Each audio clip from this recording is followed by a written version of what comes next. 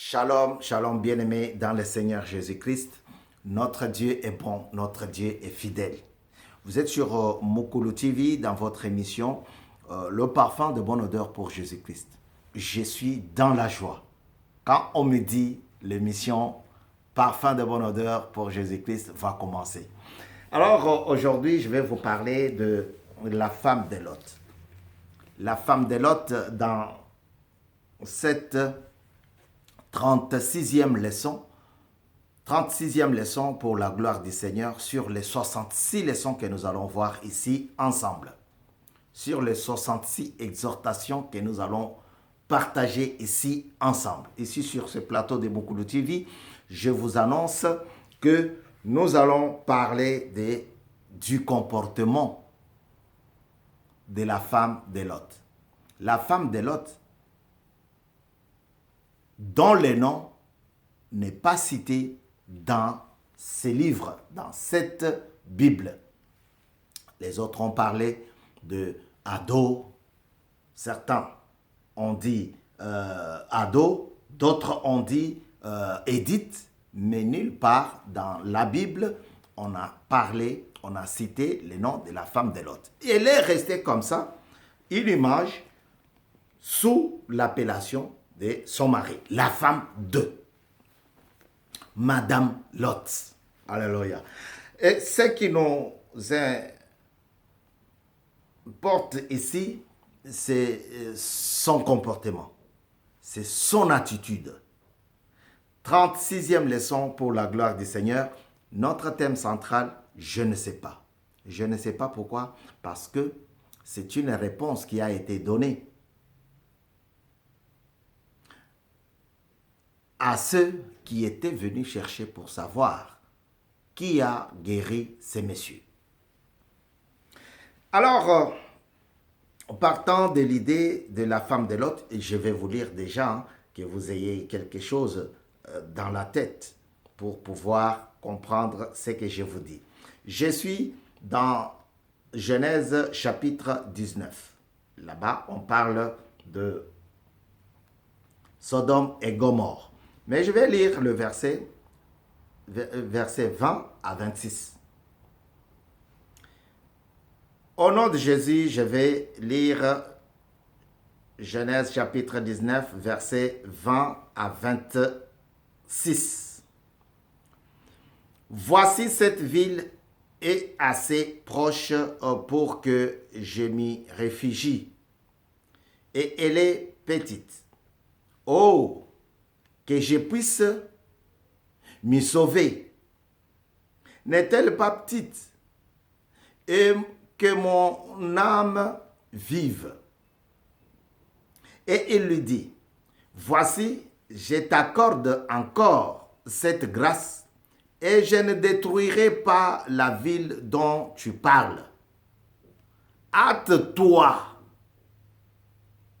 de tu réfugier, car je ne puis rien faire jusqu'à ce que tu sois arrivé. C'est pour cela que l'on a donné à cette ville le nom de Tsor. Tsor. Tsor. Alors, 24, verset 24. Alors l'Éternel fit pleuvoir du ciel sur Sodome et sur Gomorrhe, du soufre et du feu par l'Éternel. 25. Il détruisit ces villes, toute la plaine et tous les habitants des villes, et les plantes de la terre. La femme de Lot regarda en arrière et elle devint une statue de sel. Alléluia. Que le nom de l'Éternel soit glorifié. Nous partageons l'histoire de cet aveugle né. Il était connu dans son quartier. Il mangeait grâce à ce qu'il trouvait. Il demandait l'aumône il quémandait en cours de route, devant les temples, devant le marché. Et un jour, Dieu va le visiter. Parce que Christ, accompagné de ses disciples, était passé par là. Et une question va surgir, posant à Christ cette question, lui demandèrent pourquoi lui, il était né comme ça. Comme beaucoup d'entre nous, dans les quartiers où nous habitons, il y a toujours quelqu'un qui a un handicap qui fait que certains se posent des questions. Pourquoi lui? Pourquoi les autres sont comme ça et lui, il est albinos? Pourquoi dans la même famille, et lui, il a une grosse tête, je ne comprends pas. Donc, ce sont des questions qui se posent. Et c'est tout à fait normal. Christ leur dit, tout ça, ce n'est pas parce que son papa ou sa maman ou lui-même ont commis des péchés, mais c'est pour que la gloire de Dieu vous soit révélée. C'est pour que vous compreniez que Dieu est le dépositaire de miracles. Parce que je vais le guérir. Vous voyez? Et Christ va le guérir. Il va le guérir, l'homme rentre chez lui. Un jour, on voit débarquer un groupe de gens. Le groupe de ceux qui sont contre la vérité, de ceux qui ne veulent pas voir les autres avancer, de ceux qui ne veulent pas voir les autres prospérer. Ils viennent, ils le trouvent. Ils trouvent d'abord ses parents. Monsieur et dame, comment ça va? Ah, vous allez bien? Où sont les parents de ces messieurs-là? Ah oui, oui, vous êtes là. Comment est-ce que ses yeux ont-ils été ouverts? Plus les parents ont parlé, plus ils ont compris que le gars était prêt à répondre lui-même. Allez-y le voir. C'est ainsi qu'ils sont allés voir les garçons. Mais comment ça se fait que tu vois aujourd'hui? Parce que nous, on te connaît. On t'a même déjà aidé avec des pièces. Il dit, l'homme qu'on appelle Jésus, il a pris la terre, il a travaillé, il a oint mes yeux et il m'a demandé d'aller se laver. Je suis allé me laver la figure et aussitôt lavé, j'ai commencé à voir. Il est où lui? Ça, je ne sais pas. Voilà en grosso modo la discussion, le partage entre ces messieurs nés aveugles et les groupes des pharisiens. Dieu a fait des miracles dans sa vie. Et lui, il a dit, je ne sais pas où il est. Pourquoi? Ce n'était pas parce qu'il avait honte de dire que Dieu... Non, il leur a dit, l'homme qu'on appelle Jésus. C'est lui qui m'a guéri, ce n'est pas n'importe qui. C'est lui qui m'a façonné, ce n'est pas n'importe qui. C'est l'homme qu'on appelle Jésus. Il n'a pas eu honte. Il a dit tout clairement. Quand bien même il y en a beaucoup, quand ils prient et que Dieu agit, et il dit que c'est Dieu de Bavon Kassongo. C'est Bavon Kassongo qui m'a guéri. Non, c'est Dieu qui a guéri. Alors, la dame, je n'ai pas vu son nom dans la Bible. Si toi, tu trouves le nom de la femme de Lot, envoie-moi, comme ça je donnerai au peuple de Dieu. Mais on l'appelle la femme de Lot. Souvent, quand il y a mariage, j'entends, oui, pour des bons et pour des pires, et pour des pires et pour des bons, et pour toujours, et c'est la maladie et la mort qui va nous séparer. Et des fois, on parle de ça, on rigole. Bon, je ne dis pas que faut faire le mariage avec le visage fermé, non. Seulement, il faut comprendre. Le mariage, c'est comme le baptême. Il faut comprendre ce que tu fais. Quand tu es une femme, tu dis oui. Il faut comprendre et assumer ce que tu dis, tu donnes comme oui. Parce que dans beaucoup de foyers, dans beaucoup de maisons, il y a des problèmes liés à ça. Le mari dit, on va quitter cette ville, on va là-bas. Ah non, non, non, non, non, non, non, non, non. Moi, je ne bouge plus. Je ne bouge pas d'ici. Avant, quand le mariage était bien, quand on portait les mêmes vêtements, même couleur, c'était une belle et bonne ambiance. Mais quand les dégoûts, quand on a compris que c'était plus pour les bons et pour les pires, on commence à dire non. C'est ainsi que vous trouverez dans des maisons. Ah non, non, non, moi je veux que mes rideaux soient comme ça. Je veux que mon canapé soit comme ça. Non, non, non, non, non, non. Et la femme oublie que elle avait dit oui. Je ne dis pas qu'il faut dire non à tout ou bien oui à tout. Non. C'est d'accompagner le mari. C'est d'être l'aide. Vous voyez? La femme de Lot, Lot lui dit, j'ai parlé avec Dieu. Dieu m'a dit ça, ça, ça. Quitte là-bas, je dois détruire la ville. Mais la femme avait des biens derrière. Vous savez, on ne peut pas tout prendre. Pendant la guerre, pendant la fuite, on ne peut pas tout prendre. Je peux mettre la main sur la cravate, ah, j'ai ma cravate, je ne vais pas la laisser, je prends la Bible et je me casse. Non. Mais je peux oublier la casserole, je peux oublier la montre, je peux oublier les bijoux, je peux oublier les pantalons, je peux oublier les chaussures. Donc, c'est comme ça. Quand on s'enfuit. La femme de Lot avait reçu la nouvelle de la part de son mari de partir. 36e leçon pour la gloire du Seigneur. De partir. Elle s'était déjà préparée. Mais il y avait beaucoup de choses derrière. Inconvénient d'avoir beaucoup de biens. Pendant qu'il sortait de la ville, la femme de Lot a voulu comprendre. Est-ce que, à peu près ce qui s'était passé avec les disciples de Christ, est-ce que cet homme a péché alors qu'il était encore dans le ventre de sa maman? Ou bien ce sont les péchés de ses parents? Est-ce que la ville va prendre feu?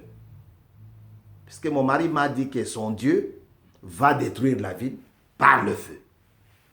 C'est ainsi qu'elle regarda. Je regarde, est-ce que mes bijoux, est-ce que mes chèvres, est-ce que mes poules, est-ce que mes vêtements vont aussi, est-ce qu'ils sont déjà commencés à se consumer?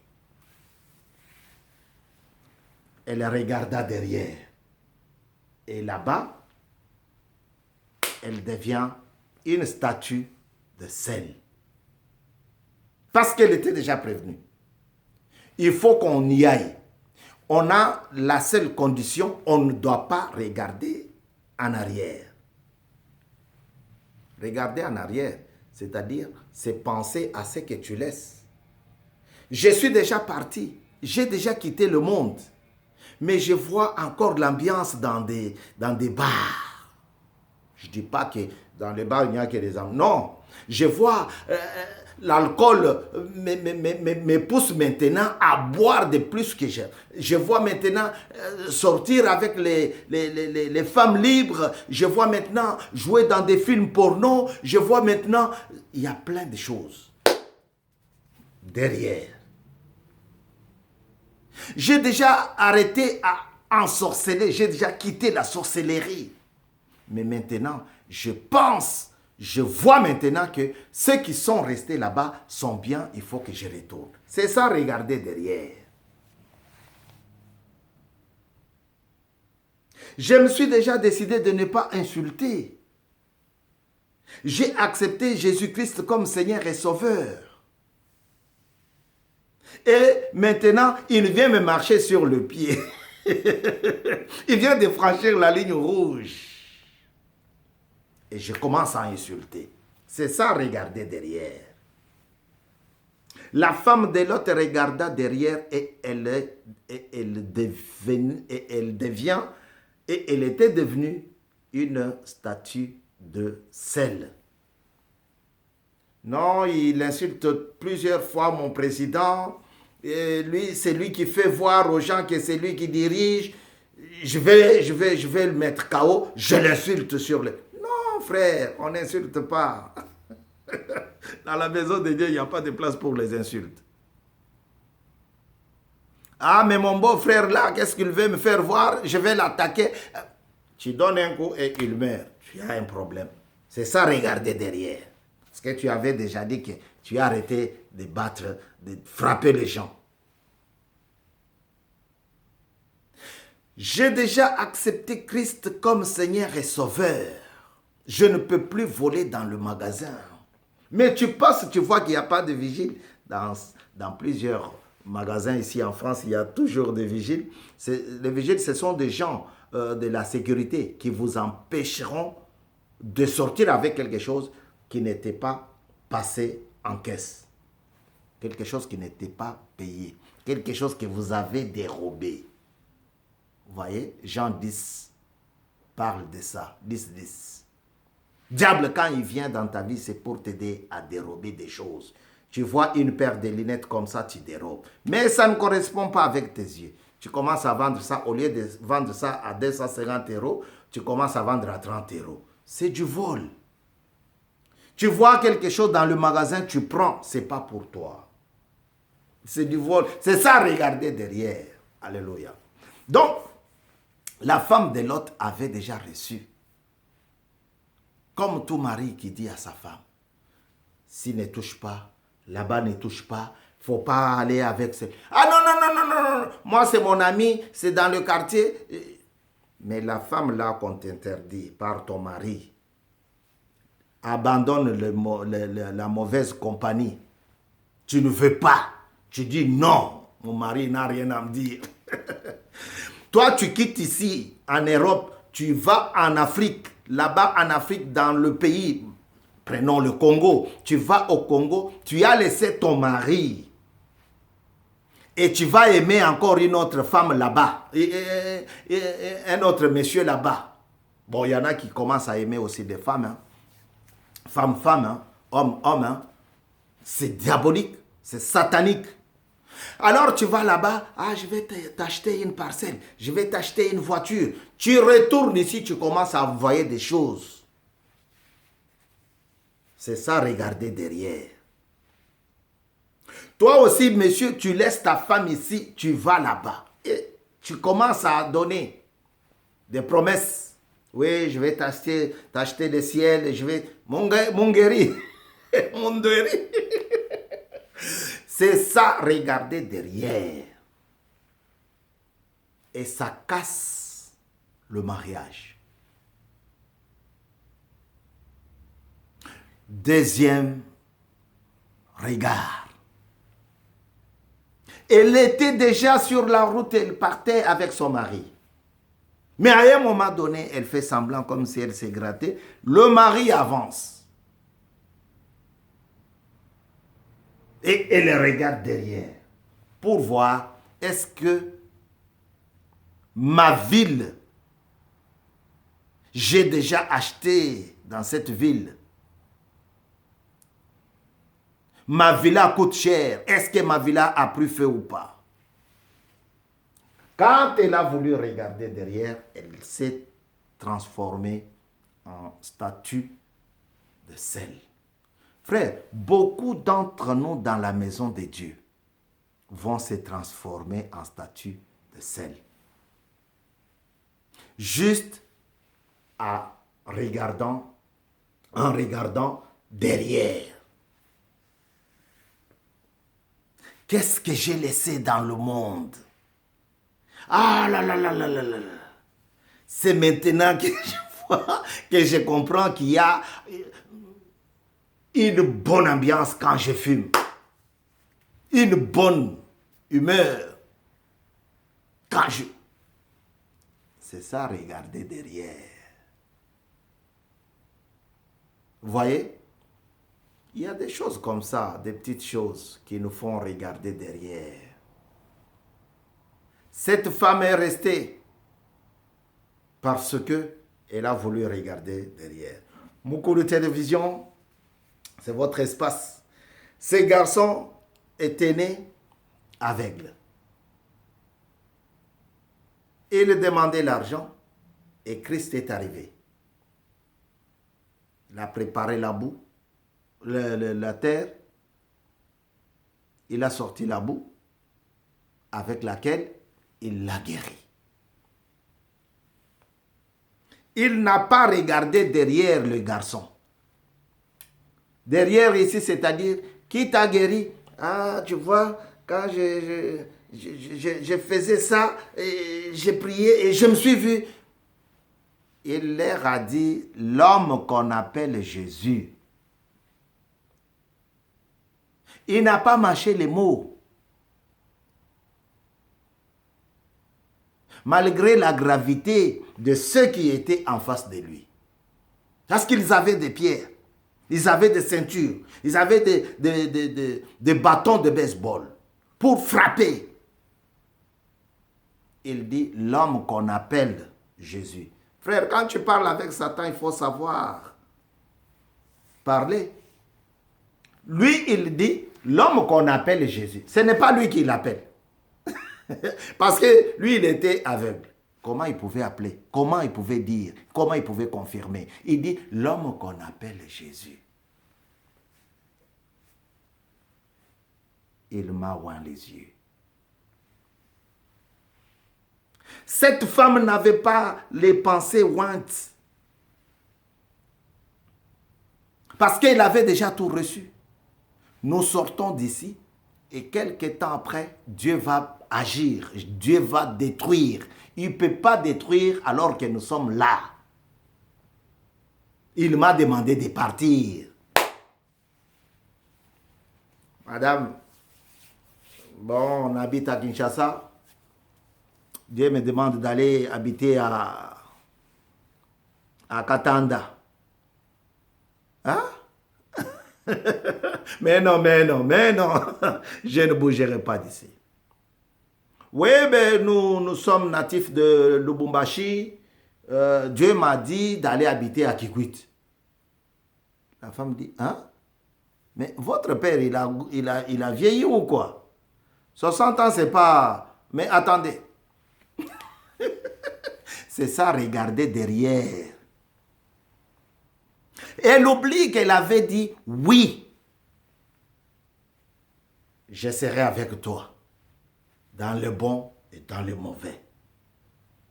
Dans le bon et dans le pire, je serai avec toi. Elle oublie. Va te sortir. Ah, tu vois, même si tu as grandi à Kinshasa, 60 ans, tu as toujours la mentalité du village, tu es né au... Pareil que la femme de Lot. L'autre lui dit, demain à midi, nous allons partir d'ici. Prépare tes bijoux, prépare tes vêtements, prépare tes casseroles, prends tout. Si tu veux être sauvé. Parce que Dieu va agir. La femme se prépare et elle ne peut pas tout prendre. Comme je vous ai dit, quand les militaires rentrent du côté de l'Est là-bas, nous voyons nos mamans qui s'enfuient, nos enfants, mais ils ne prennent pas tout. Mais ils peuvent regarder derrière pour voir est-ce que l'ennemi est en train de nous suivre. Mais pour Lot, on avait une condition. Il faudrait partir, il faudrait tout abandonner. Vous voyez? Et Christ a agi. Parce que la personne qui allait regarder, qui allait penser qu'elle avait laissé d'autres choses, qu'elle avait, ne pouvait pas subsister. Et elle était transformée en une statue de sel. Dieu est capable, frère. Les yeux qui ne voient pas, Dieu peut donner la guérison. Et il la donne à l'instant. Le monsieur a dit, il m'a dit, va te laver au bassin de Siloé. Je suis allé et j'ai vu. À l'instant. Les couches, les cellules qui ne travaillent plus, qui font des toits instériles connus dans le quartier, peuvent trouver de la guérison miracle à l'instant. Mais il faut que tu acceptes qu'on mette de la boue sur tes yeux. Le chômage pour lequel tu as reçu beaucoup de sobriquets dans le quartier peut s'arrêter à l'instant. Mais il va falloir que tu acceptes que Christ mette de la boue sur tes yeux.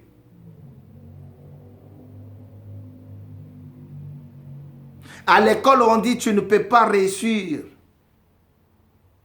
Mais Christ, le sage des sages, l'intelligent de tous les intelligents, il peut changer ton statut et te donner l'intelligence à l'école à l'instant.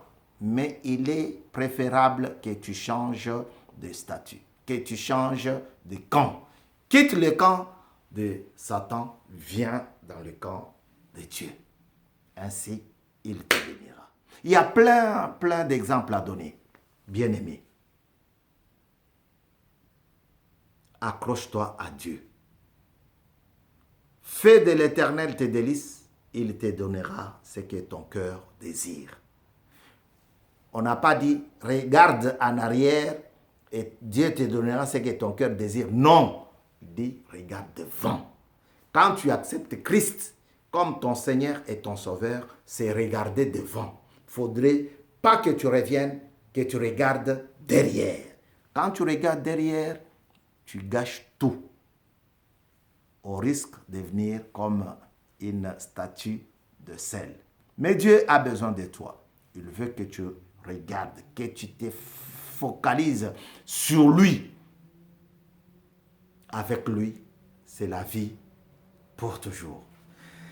Sommes arrivés à la fin de notre intervention ces jours. 36e leçon pour la gloire du Seigneur. Que l'Éternel Dieu fasse luire sa face sur toi, pour que nous puissions terminer cette série d'enseignements, cette série de leçons. Aujourd'hui, nous nous arrêtons par ici et nous vous disons, restez scotchés, restez branchés et à très bientôt. Au revoir.